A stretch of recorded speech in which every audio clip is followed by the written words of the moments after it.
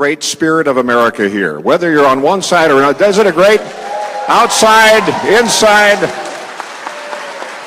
This is what America's all about. Oh, we have agree signs too. This is good. Just as I know that there were parameters on getting in. You know how this works with the questions. We're going to take numbers, so we have no idea other than just random numbers. I'll post them.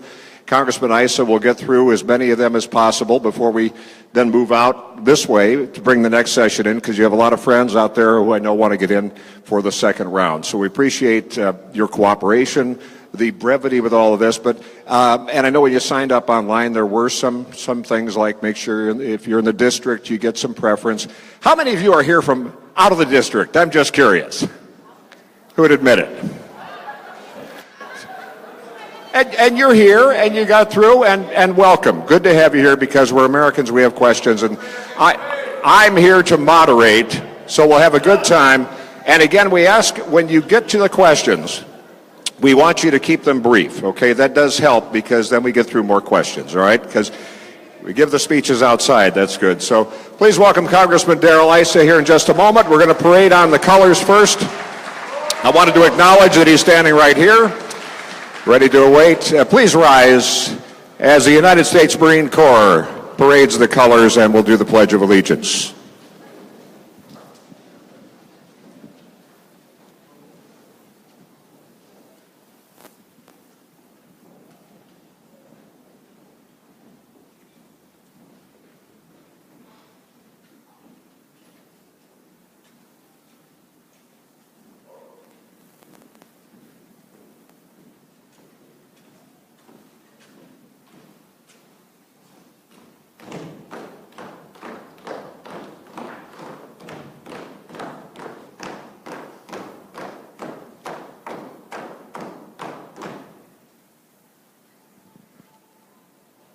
I pledge allegiance to the flag of the United States of America and to the republic for which it stands, one nation, under God, indivisible, with liberty and justice for all.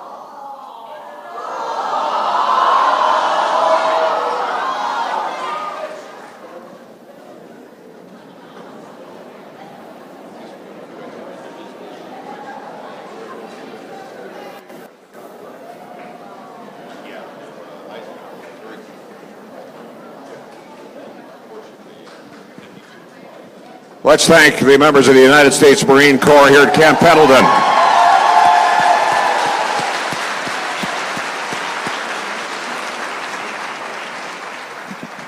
Please welcome the man of the hour, your public servant. He works for us. He knows that. Congressman Darrell Issa, right here.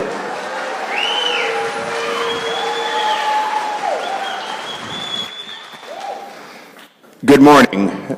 Whether you're from inside the district or out of the district, I would assume. No.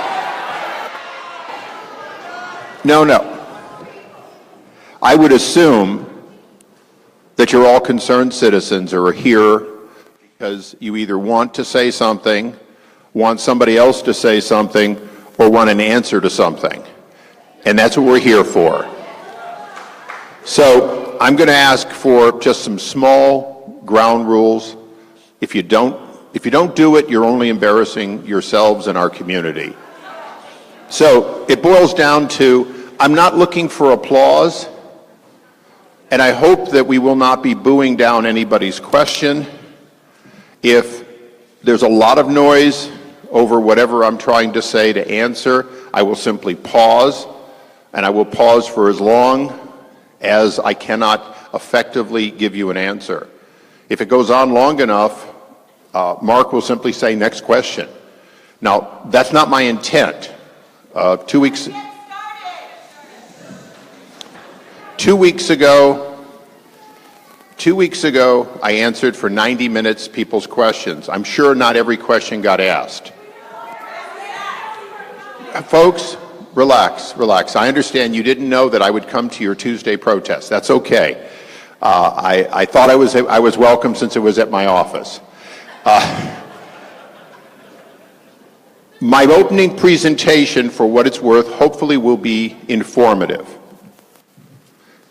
I do not work for the executive branch, So when you ask questions, understand one thing. I investigated the Obama administration, that's true. I also investigated the Bush administration, and there's plenty of record of things that happened wrong on both of those 16 years.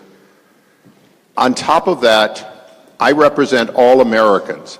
So I hope that the questions today will be based on exactly that. Not what do we do for you or you or you or me, but what we do for America. And that's all I ask. There are one other ground rule. Remember, when you raise your sign above about here, the people behind you don't get to see. So do not assume for a moment that everybody behind you is thrilled to see a sign instead of someone else. If you're in the back row, please feel free to hold up signs as high as you want, as long as they don't block the cameras. And if you want to hold up a big sign like the gentleman there, at some point, please go to the back row and hold them up where the cameras can take a picture of them. Other than that, that was my entire opening statement. Mark, I'm prepared to start hearing your concerns and answering questions. All right, we have roving microphones out here. Thank you, Congressman Issa. And I have, as you're watching here, I blindly just went into, these are the little tickets you have when you came in, all right? Went in there, pulled the first. I'm not picking those out, though. No, Mark. you're not. I did. Don't touch those. You're not. There is no way of knowing if it's that they're blue tickets, but they could be red tickets. We don't know, but they're blue tickets. We're just going by the numbers. Here are the first four. Okay, so if this is your number, look for our roving. Wait. No. You just picked out numbers. What if you rigged it? Everything's fine. Okay. Are you guys good with those numbers? Okay. All right, these are all 977 numbers. So look at the last, actually they're 9775. So the last three digits, 758, 9775, 758, you're first up. That's the first one drawn. Then 9775637. 637. And last three digits of the next are 751 and 640. So if those are your numbers, look for our roving microphones here, and you'll have your chance. Here's a roving microphone there, okay? Let's take 758, and if you just, all four of you get up, we'll just go to you here and expedite things, all right? Go right ahead. Good morning, Congressman Issa. I'm so glad to speak to you face to face. I've been trying for probably 5 years.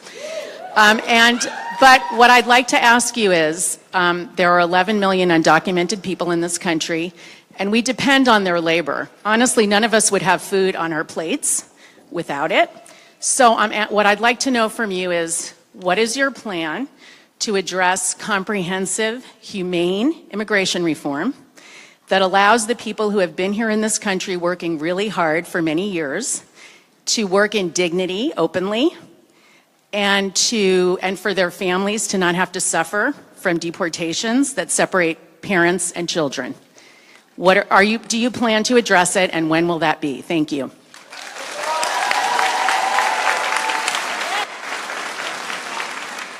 Okay, Mark, if we all remember that the word ag jobs is up on that board. Your complex question is exactly one of the challenges.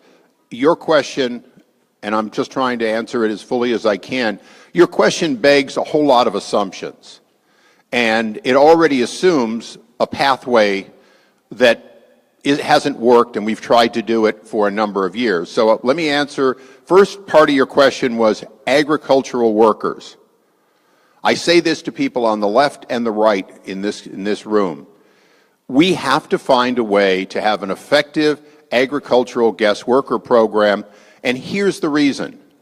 Even if today we took all 2 million or so people working in agriculture who are here in an undocumented capacity, what would happen is once we normalize them, they would move off of agricultural jobs, and we would again need another 2 million. That's the history of 1986.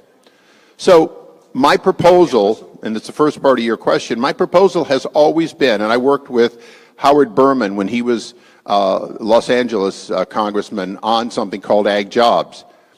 We need to transition to something that says to our neighbors, particularly Honduras, Guatemala, obviously Mexico, and a few other countries, if you will work with us on an effective guest worker program, we will open those jobs for extended periods of time to agricultural workers.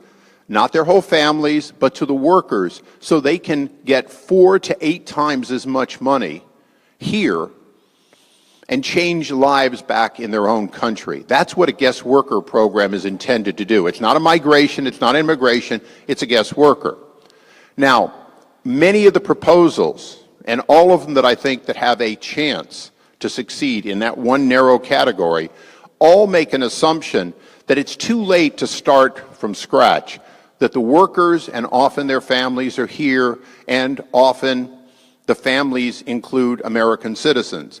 So there's got to be a transition in that deal. But if you don't accept the premise that we have a permanent need for agricultural workers, which as soon as you become a mainstream American, it doesn't represent the kind of hard work, even for $20 or $25 effectively an hour, that Americans do, and they migrate out of it, then what we need to do is agree to deal with, and I'm going to call it the sins of the past, the government sins of the past, in an ineffective program, but go to a program that actually says to our partners, particularly South and Central American, well, Central and Northern, south of us, Mexico, that we will make an agreement, but that agreement is a win-win. So that's what Howard Berman and I worked on years ago. It's still what I believe we can do. And it's really no different than the people who come here for summer jobs to work in our resorts. That program works much better. Now, for the rest of the challenge, on the high end, we don't have a problem with H-1B and scientists. So what we have is a plethora of other jobs. What we have to do as Americans, and I'm speaking to every American here, but also every American, we have to figure out, are these undocumented immigrants in jobs that Americans will do, that Americans are being displaced by a system that's gone through the back door? Hold on. And so the point is, I don't think we have a solution for 11 million people. What we should do is build a set of criteria that is humane, as you said, that transitions from a failed system, which we're in, to a system in which some people come here as guest workers, some people come here as immigrants, and we look at every person who has not otherwise broken laws as a possible person for that conversion. But again, anyone who says everyone here is hardworking and plays by the rules hasn't been to our county jails. You can't say everyone.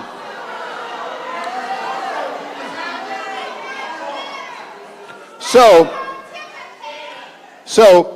if you're going to be rude, it's your privilege.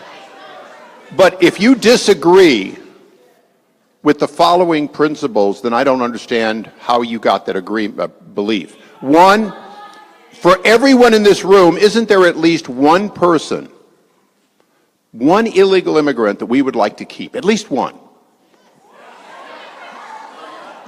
And isn't there, and isn't there at least one person that we want to send back to their home country after they get out of prison? Okay, so the first thing we've come up with is we all agree there's at least one person, or almost all, and some people think there's nobody who should be deported. We're going to agree to disagree at that point. Next question. Okay, now I've been told that some of you want to see bigger numbers. I will make you bigger numbers next time, but let me tell you, but hey, hold on. Okay, just make sure we're in order here, because we've taken one. We're going to go through these other three, and then we'll draw more, all right? So we have 758-637-751-640. So let's go back down here to the next out of the pool here. Okay, and she doesn't give up the mic because a 2-minute question turns into a 10-minute question. That's okay. So, Congressman, if I get emotional about this, this is very Just personal. relax. These people will give you all the time you need. Okay. My family has been profoundly impacted by mental illness. Both my daughters have been mentally ill and have received treatment, as well as myself. Without that treatment, I can't imagine where our family would be today. With insurance under the Affordable Care Act, it has cost our family, out of pocket, $60,000. That's a lot. How does your proposed health plan guarantee, mandate coverage for mental illness. Because I've seen access, but I haven't seen anything that guarantees coverage for mental illness, which was afforded under the ACA. And how does it compare with the Republican proposal that was just announced? Thank you.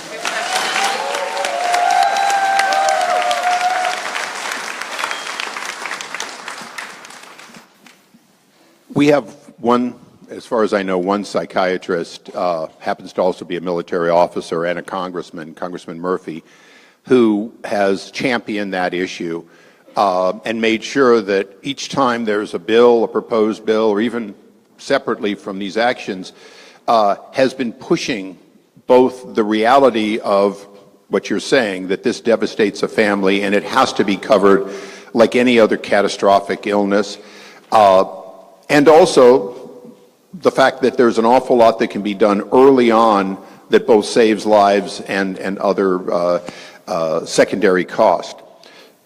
And for me, I'm not an expert on it. My understanding is, and you asked about my bill, so I'll get to that in just a second. My understanding is we are not changing those mandates, but I can tell you this. Congressman Murphy's vote will require that we not in any way lessen anything available from that standpoint.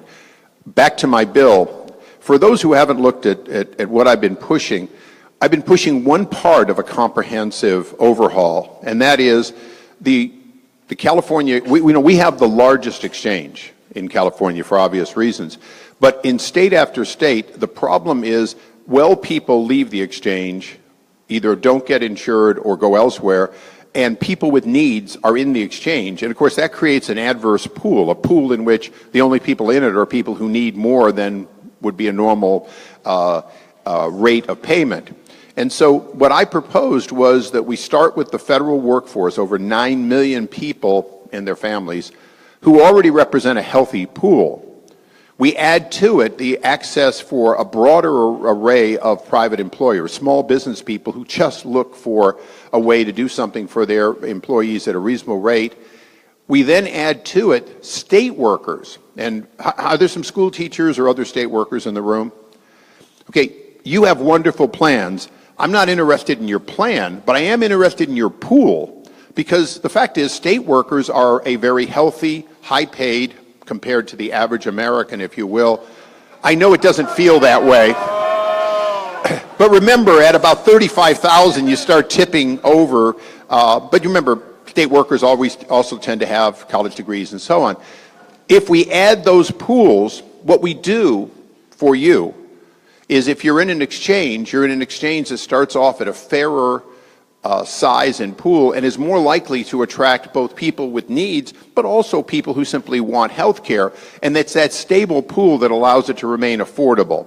Now, that proposal is strictly to fix what I saw before it happened, that 50 little exchanges were going to tend to some succeed and some fail, and that's what's happening. I believe that a national bidding, 250 separate programs, with a pool of all federal and state and local workers, will give you a base that won't easily go one way or the other, and as a result would maintain what we would call normal affordability. So I want people to understand what I'm pushing for is just the common sense of, I was a small employer. I guess I'm a small employer again, but when I was a small employer and then got a little bigger and bigger, it wasn't until I got to about 100 employees that I had power to get my employees good plans, maybe 2 or 3. If you've got 12 or less employees, the insurance companies own you and you have very little choice as an employer, which means your employees don't get a good deal. So that's what the bill intends to do. But I can assure you one answer. We will, that's a separate question you may ask. We will make sure that there is no rollback of mental illness in this bill as far as it being treated like any other injury or illness. All right, let's go back here. Next up, and then we have one more, then we'll draw again. Okay, right back here. Yep. He's number 4, but... That's okay, where's number 3? I don't know if we have these in order. We're just going to go through the 4, otherwise we'll be here all day. All right. Yes, Congressman Issa, I'm Stephen Boshinsky. I live in South Oceanside. My question is, Since Trump Care eliminates the 3.8% surtax on investment income on individuals making more than $250,000, how much will this benefit you personally, Congressman, in dollars?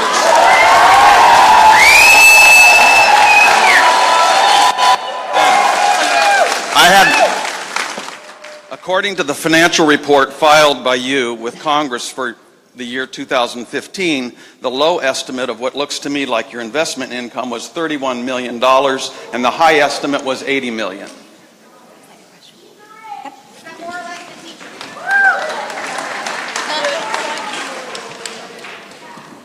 Well, wait a second. Have you done the math? You want to just give me the answer? This is not between us. It's between this gentleman. Thank you. I mean, yes, anytime taxes are reduced or increased, somebody who was fortunate enough to build a pretty good-sized company, sell it and put it into purely, by the way, purely mutual funds. All I own in that whole portfolio, as you could see when you look through it, was mutual funds. Those mutual funds do in fact turn out both capital gains and ordinary income, and if you take whatever tax and you apply it to that, that's what you're going to get. No question at all. I don't make any bones about it. And why should I? I was never a government contractor. I built my company in the private sector, in the consumer electronics industry, and those revenues, quite frankly, yes, they occur, and I pay my taxes. So the answer is, if you want somebody who has no income, who lives on $174,000 and lives in their office, okay, choose that person. Okay.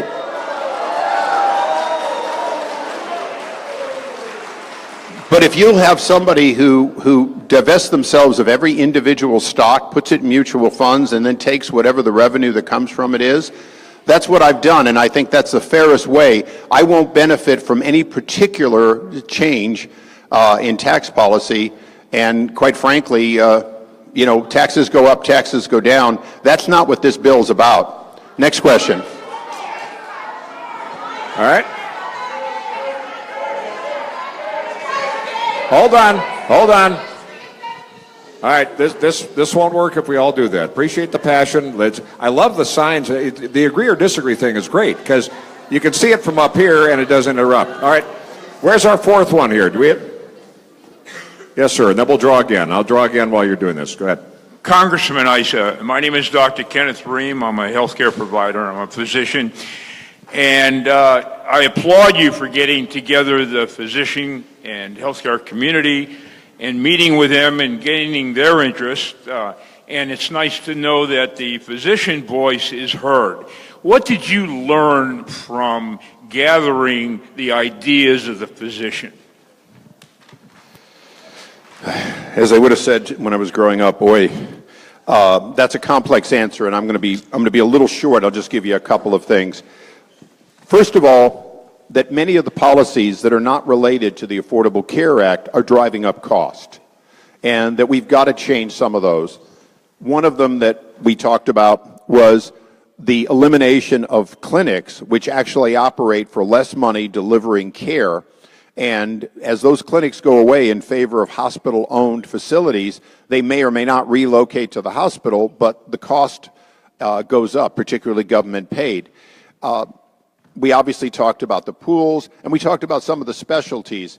And I think that's where, when I look at what's going on in the Affordable Care Act, and I meet with, we had hospital administrators, we even had one chiropractor there, we had a patient's advocate. What we heard was there are so many things that need to be fixed if we're going to lower the cost of health care, which has absolutely nothing per se to do with insurance. Insurance is more a reflection of the cost of health care.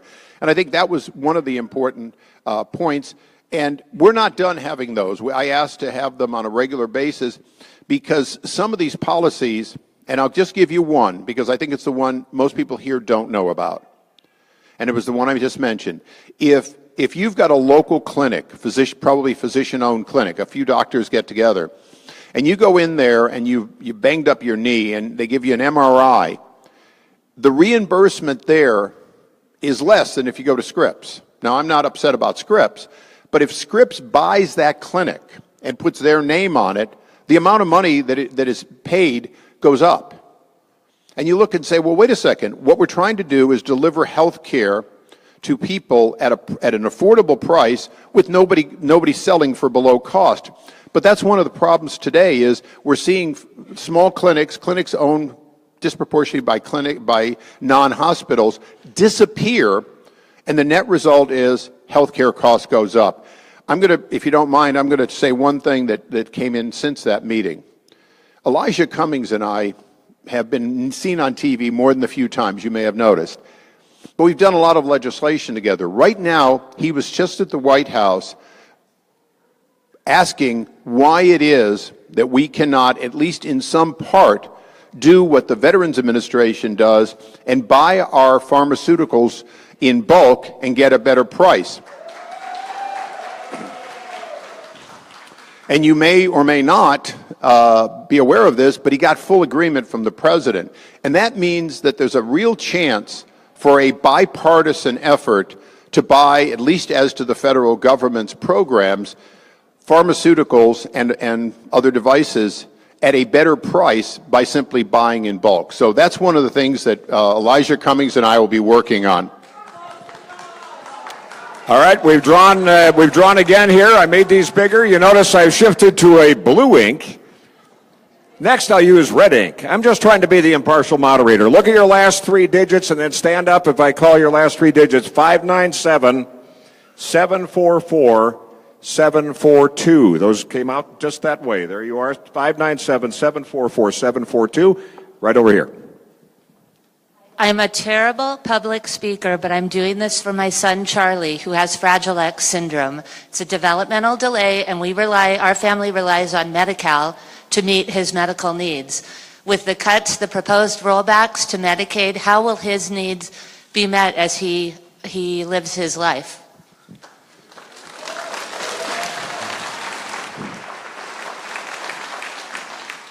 And again, any statement I make today is about a bill that has only been being marked up in the last few days.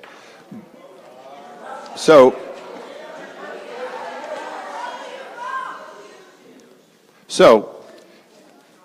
currently, if you're on standard Medi-Cal, there's absolutely no change whatsoever in the forecast. If you're on Medicaid expansion, in other words, a portion of Medi-Cal that covered people not previously covered, then nothing will change until January of 2020.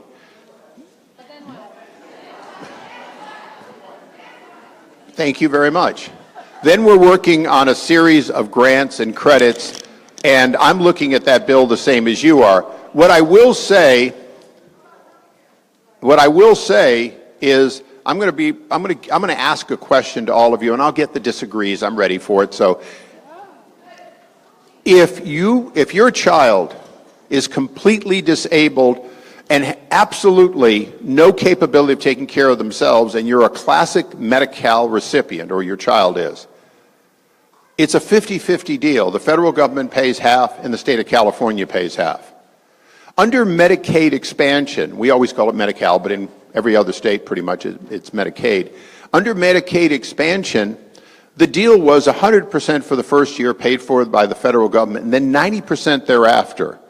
So one of the questions has always been, and I hope we all look at it from a standpoint of how much skin should the states have in taking care of various challenges, medical challenges. The original deal in Medicaid was intended to be a partnership between the federal government and the states, with the states taking the lead on solutions.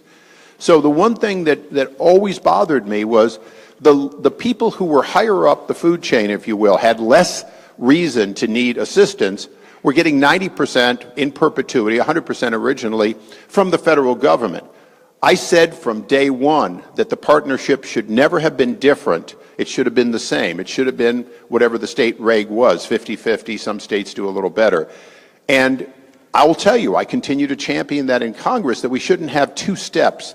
in Medicaid, because if there's two steps in Medicaid and the federal government's paying more, it's always going to be irresistible for the states to say yes, and for the federal government to say, okay, now how do we pay for it? So there is clearly the ability to go in. In your case, it would depend on your economics, whether or not you would be getting prepaid. Then he is a standard Medicaid, and there is no there is no change in, if your child before Obamacare was hey, it's not affordable, and by the way, Obama liked calling it Obamacare.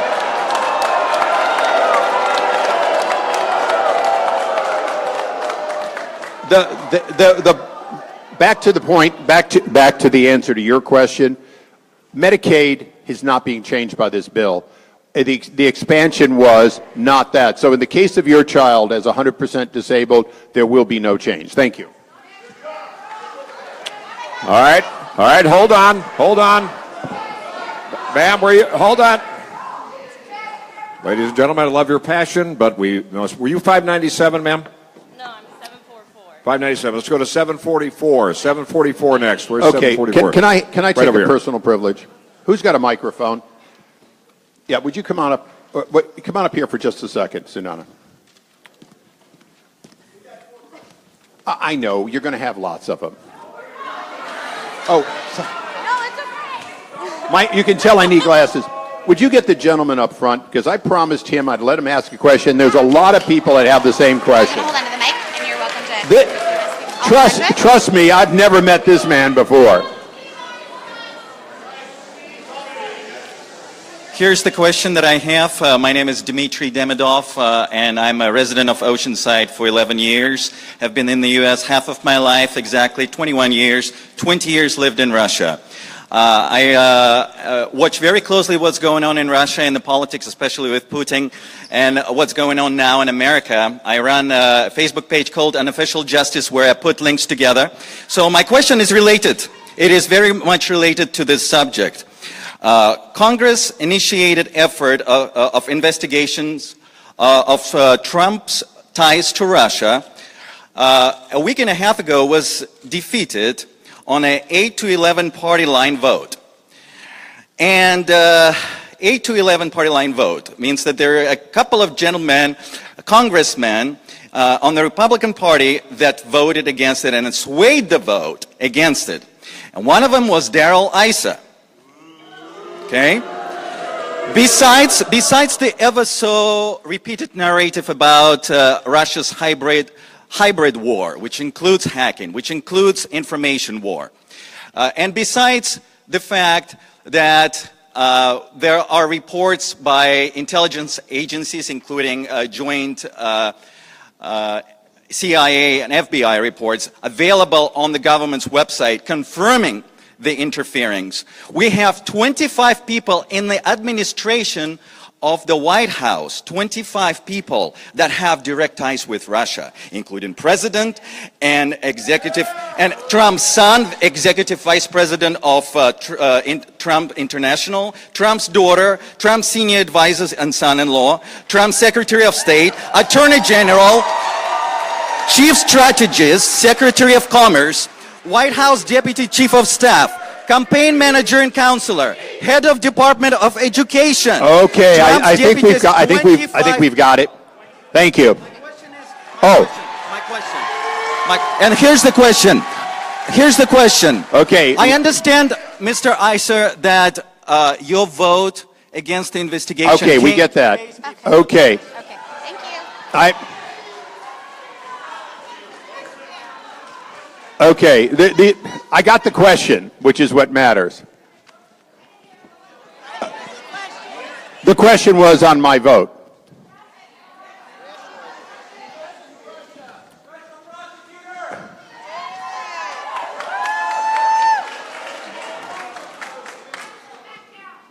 Okay. I supported the recusal of the Attorney General because I was on the same National Security Advisory team to then candidate Trump, and I knew you could not be on a campaign. Thank you very much, but one question, one answer, please. If your number's called, you get to do that. Oh, trust me, this one was going to come up, but come on, he dressed up for this. He was entitled to the question. The fact is, I called for the statute, and the question on Bill Maher was very specific, and I stand by it 100%. The two questions that Bill Maher asked, which are similar to Dimitri's, one, should the Attorney General recuse himself? Of course, it should have an independent individual who was not connected to the campaign. It now does. Secondly,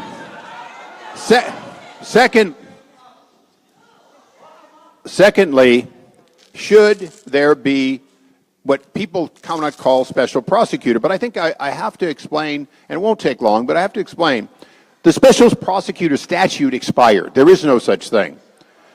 And trust me, the Democrats in Congress would not vote to create a new permanent law to do that. They didn't like it under Kenneth Starr. However, if you look up 28 CFR 600.1, okay, that is the procedure I was talking about on Bill Maher. And that's where the Attorney General, or in this case, the Attorney General now having recused himself, the individual puts together a team that has independent authority to investigate something. Now, what the deputy said in his confirmation, and I think we have to realize he went before the Senate afterwards and said this, and is being confirmed, okay? So, you know, you got to figure the Senate. Here's what he said. He said, I have to know that we have the elements of an investigation specifically that I then tell them to do. And he said that, well, yes, I do.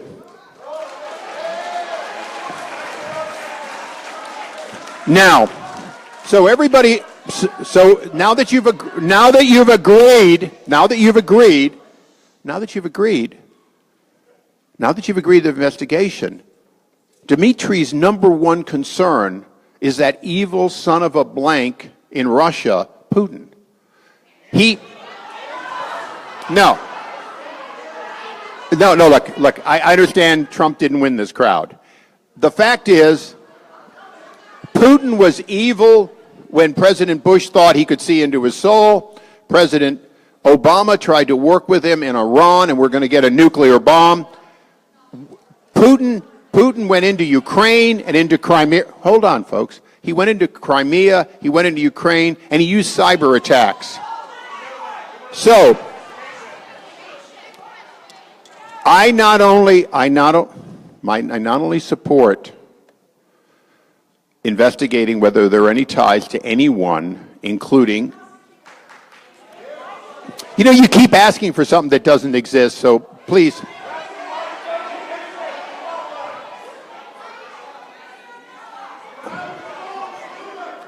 The bottom line is there is a lot to investigate. I serve on the committee that oversees the FBI. I intend on making sure that he investigates thoroughly and they're independently.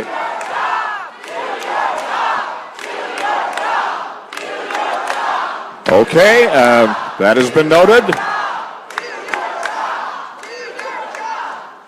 Thank you. We'll never get to the other questions. I just want to, can I just say one thing here?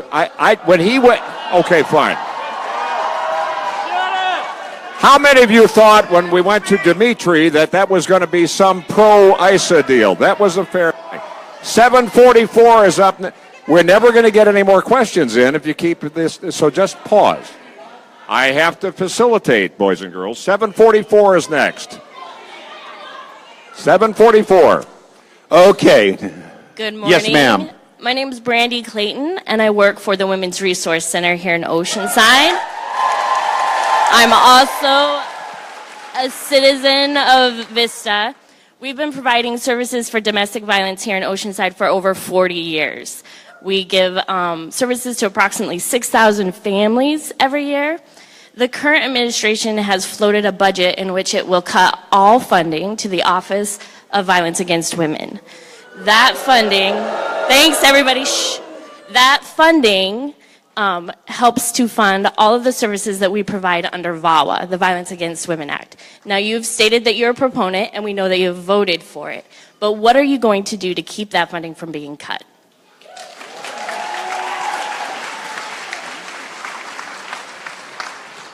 When we reauthorized VAWA, Violence Against Women Act, we did so on a bipartisan basis, and it will be funded. All right, let's go to 742. 742. Right here. I feel I'm calling bingo here. Next. 742. Good morning, Mr. Senator. I have a question for you. Just a lowly House member, but go ahead. Congressman, I've known you for a little while. We've run into you a few times here in town. My question is that as a company film owner, as myself, I'm in the film business, and I started my company a few years back. And the problem we have is a lot of business people are continuing to deal with the IRS. IRS pretty much bullies the people, and they pretty much have a lot of control by telling us how much we owe them. I'm very fortunate to have a CFO in my family that watches what we make and how much money we make. And we can we put an account aside for how much, if I make $1 million filming a movie, we take that money and we put that in, we take the taxes out of that and put that into an account. And I fought the IRS for 5 years. And I'm not understanding why the IRS continues to have this much power over people that own their own businesses when they do not owe the amount of money that the IRS tells them that they owe. And it controls their livelihood. They put liens on their homes, and they just really make a mess. And how do we fight them in the right way? Okay. Come on, we must all agree that nobody truly likes the IRS. It just... So I'm going to try and answer it as succinctly as anyone could. First of all, the caseworkers in my office deal with people with IRS problems that are not of their making all the time. Second of all, the reason the IRS has the power it has and can do a lot of what it does is that we gave it an absolute independence. And we did so in order to keep Republicans, Democrats, presidents, everybody out of using it as a tool. You know, I know that it gets laughs and jeers, but the 18 U.S.C. 6103 is a law that says unless you give me specific permission to help you and access to your tax records, even if you give me your tax records, I can't ask the IRS a question without that approval.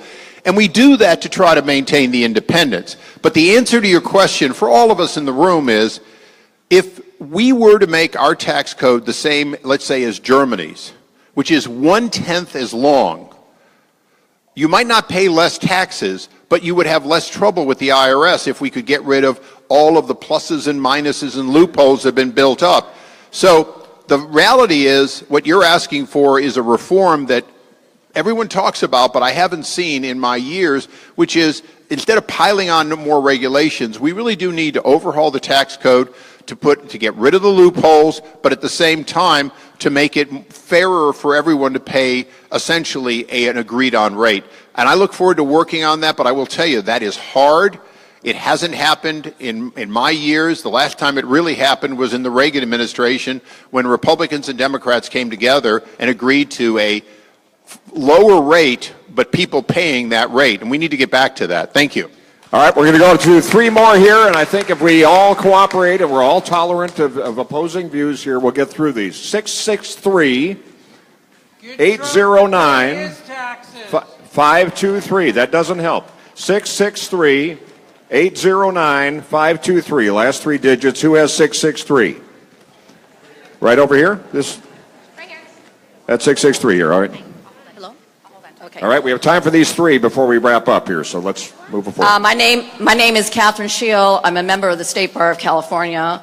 I'm a patriot. My First Amendment rights were violated in this room. I had a very small sign that said, investigate Russia now. There are many other people who have signs here. Your bodyguard, security guard, came over and took my sign away from me forcibly. I asserted my First Amendment rights of free speech. I told him it was suppression of speech. It was also, Can you hold on for a second? Who's got the sign? They took it away from me.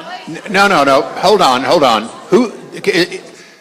The only instruction was that signs that were large enough to obstruct, like the gentleman down there that still has his. My sign was not large enough to obstruct. I apologize. The instructions we had, that gentleman's sign Mine was much smaller than that. And I sincerely apologize. As you can see, I gave no instructions. The fact uniformly, the ones that say that the 8.5 by 11. Mine was small. It was forcibly taken from me, and it constituted a battery. It was your staff. They committed a criminal offense against me.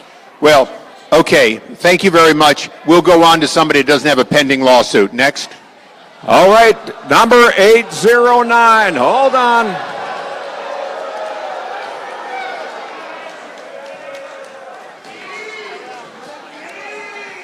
I'll remind you, Dimitri had his speech. All right, 809 is next. Right Where's here, 809? right here. Back in the corner over here, okay. Oh, okay, no problem. Hi, my name's Jake Melton. I go to a local high school, Classical Academy High School. I'm in 10th grade. And, thank you. So, I specifically am up to date on a lot of political issues. I do policy debate in high school. And I just wanted to say that my class, we had a discussion very similar to this the other day. Four corners, agree, strongly disagree. And I feel that it's sad that we were able to have a quieter and a more peaceful discussion with people who had such opposite ideas than here. I think that it's very sad that we can't have a good discussion.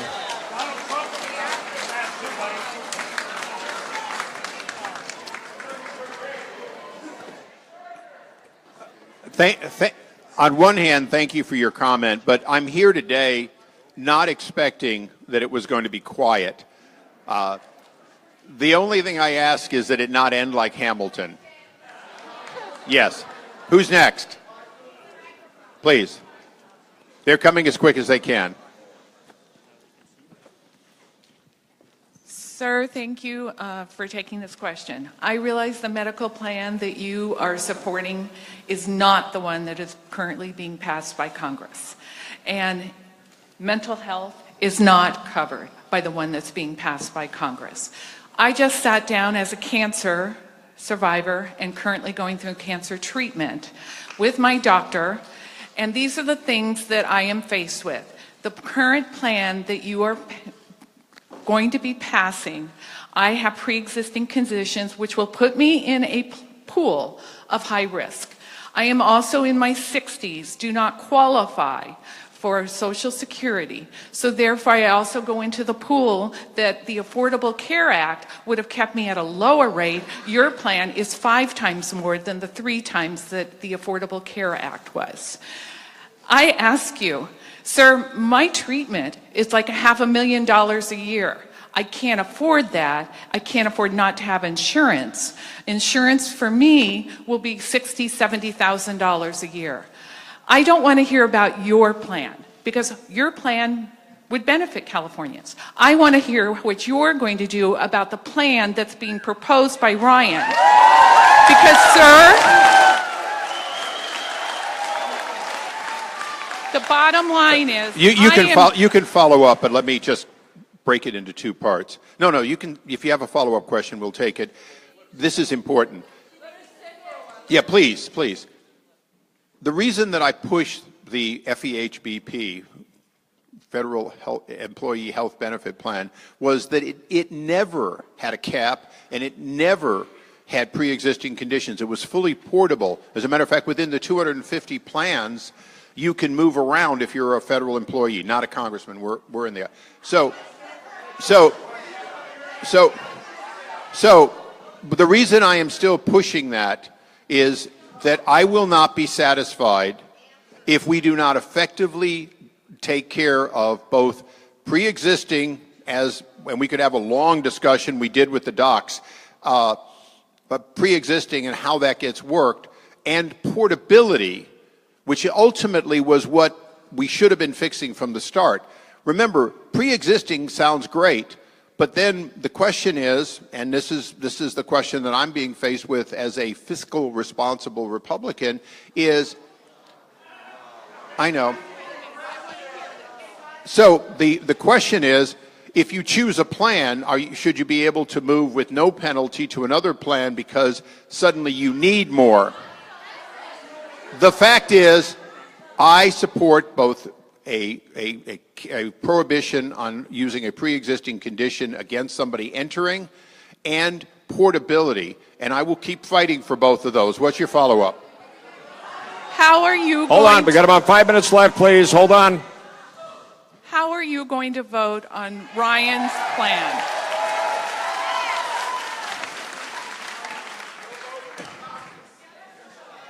No, look, I've read Indivisible. I understand you're asking for yes or no. Hold on, please. We're running out of time. Hold on, please. The current, ma'am, the current bill is not in a form that I approve of. I am trying to change it.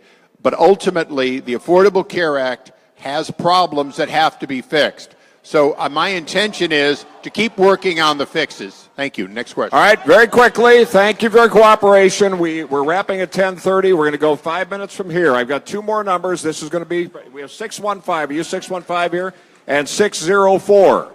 615, 604. We're going to take both of them, then we will wrap up, and I appreciate your cooperation. Here we go. Good morning. My name is Julie.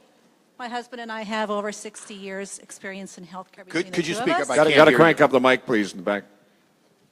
This is a healthcare question.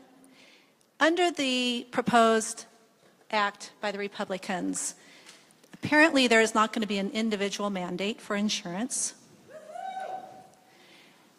Let's take this scenario. The scenario is a 30-something-year-old male presents to the local ER. Let's say Scripps Encinitas, where my husband works in critical care. They have to legally take him and treat him. Let's just say he's in the hospital for an extended period of time.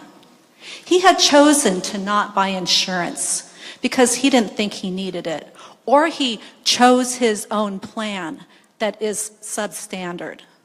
He also doesn't qualify for emergency Medi-Cal. He makes $40,000 a year. Who's going to pay his bill? Is the hospital going to pay the bill? The hospital pays the bill, and the hospital workers' wages go down, they work harder. Tell me who pays his bill when there's no mandate and there's no single payer system. Sorry, excuse me.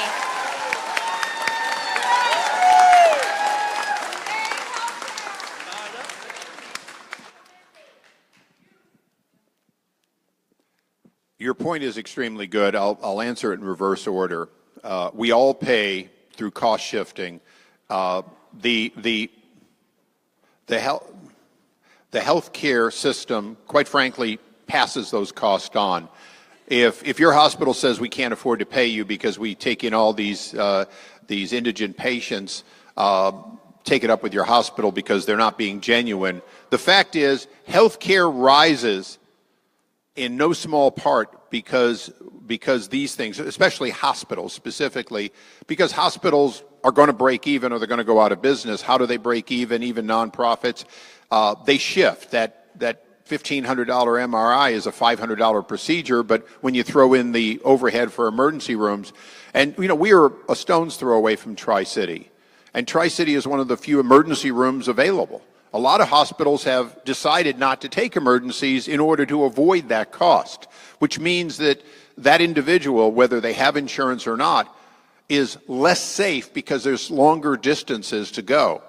So your question, now the main question, the employer mandate and the employee mandate, or the individual mandate, were controversial, and my party did not like them. Well, let me explain. I'll give you... And look, we'll go a little over and I'll take a little less rest, but I want to make sure this gets answered. Early in the Obama administration, I was at the White House, and they had tables with people from the White House and senators and House members, all of us that were, chairman or ranking members. And I happened to be seated next to John McCain, who, I agree with on occasions, and I disagree with on occasions. And I said to him, I wasn't talking the individual, but I was talking the employer mandate.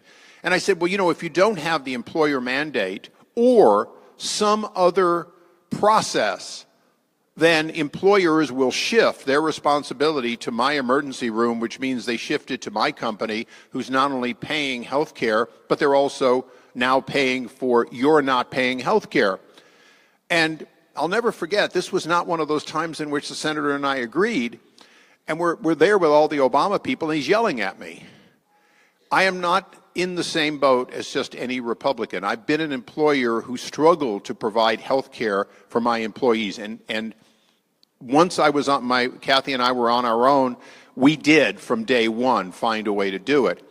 But the fact is, I do not believe that we can strip away both employer and individual mandates and not find both a carrot and a stick to get people to be financially, fiscally responsible for their own decisions.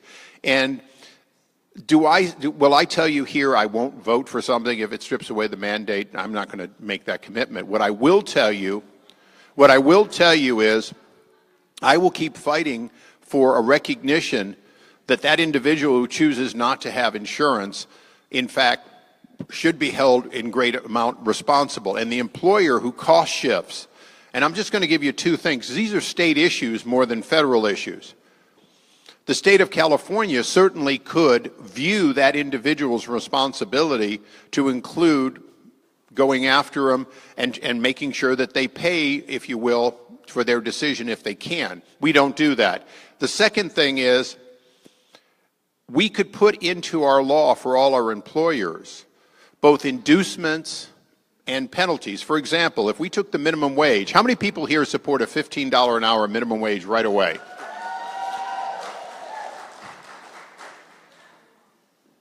If the employer mandate goes away, or you're less than 50 employees, which already doesn't have a mandate, if the state of California said, okay, we're going to have a $15 minimum wage, but we're going to give up to $8 in credit for health care that you're paying for your employees, people would immediately go to that. Why?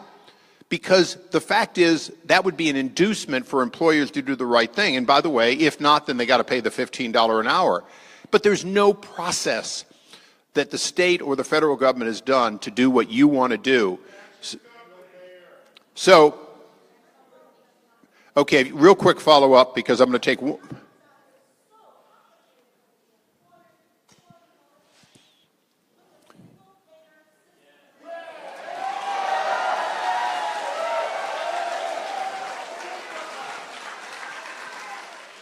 Okay, now I'm going to ask a question because I got all those agree. How many veterans are in the room? Stand up, please.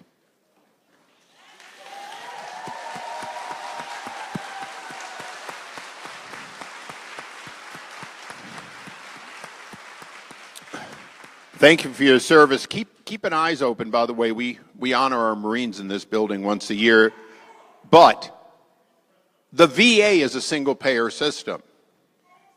And it is in crisis.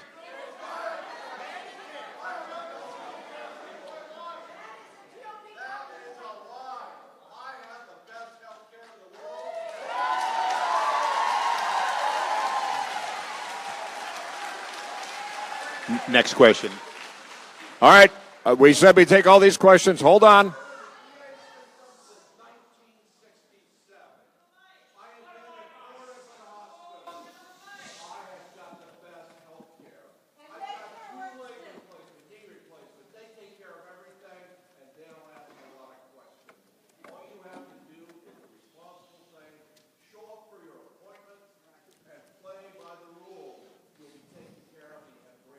I appreciate your... All right, one more question. We're going to take one last question, but I'm going to just say I appreciate that that's your experience. To be honest, I'm a veteran. I have had no shortcomings. Can't hear the However, response if you're all talking, please.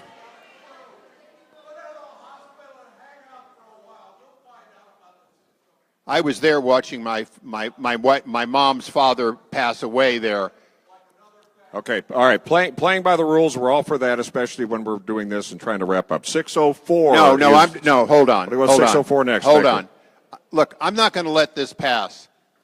General Eric Shinseki was appointed by President Obama. He served about 6 years.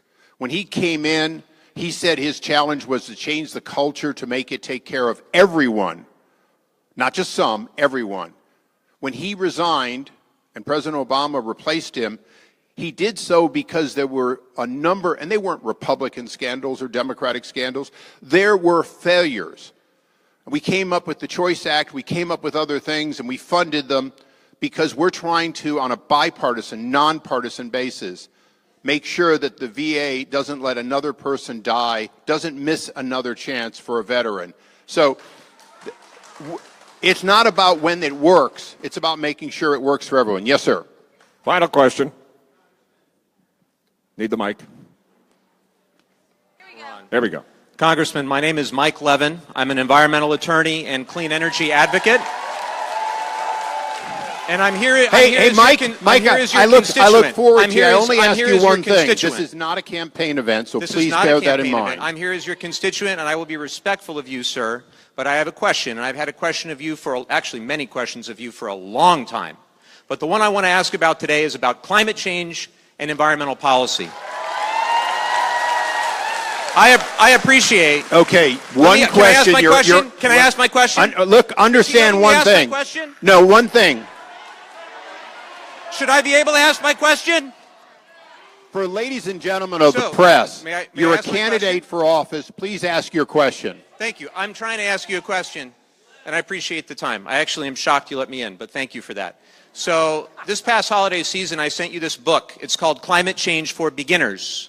Because for 16 years, you've doubted the fundamental scientific consensus around climate. I'll be happy to, sir. I'll be happy to do that and much more. My question is, why do you blindly support Donald Trump's agenda to gut the EPA, to gut basic science? And moreover,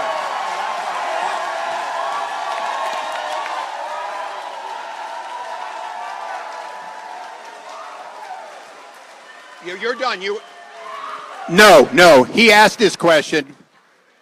Mark, you're a candidate for Congress, and this isn't a campaign event. Hold on. We can't hear anyone. I'm answering your question. Please. Look, I understand. Sit down. I'm answering your question. You asked a question. You know what? If you're fortunate enough to go to Congress, you're going to discover that the dialogue is possible. So let me go through. No, this is the last question, and I'm going to. So now, no, the Senate confirmed him. I didn't. Now, first of all, I never received it. Second of all, give it to me here.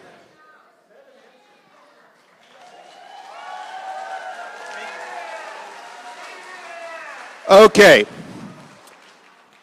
I've been given reading material. Okay. Now, the bottom line is, I have been trying to be in a positive way, and first of all, I do not support a reduction in EPA's funding, okay?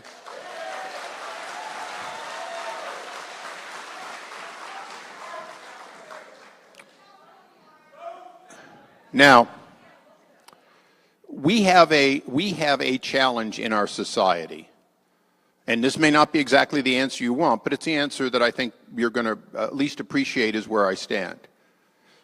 Since the 1970s and the first Earth Day when I was a camp counselor, I have known that we have a problem of sustainability for our planet. Now, our problem included the 3.5 billion people on the planet at that time. Now there's 7 billion plus.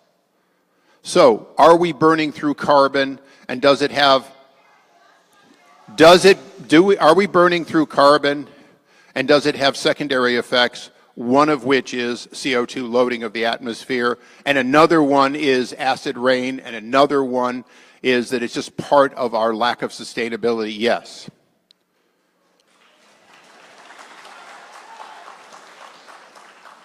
So will I be a single issue candidate ever? No. Will I, in fact, recognize that we have to have clean air and clean water, and we have to deal with how to feed 7 billion people on the planet? Yes. And it's a balancing act. So, if somebody, he asked the question, if somebody only cares about how much CO2 is going in the atmosphere, then you should be making sure that the opportunistic power generating companies are not artificially shutting down their nuclear power plants early, as much as 30 years early, and putting CO2 in the atmosphere because natural gas is replacing it. No.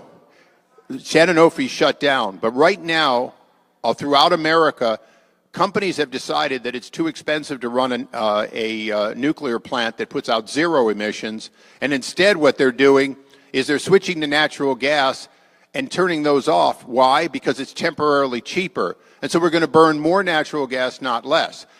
There are lots of issues in clean air and clean water.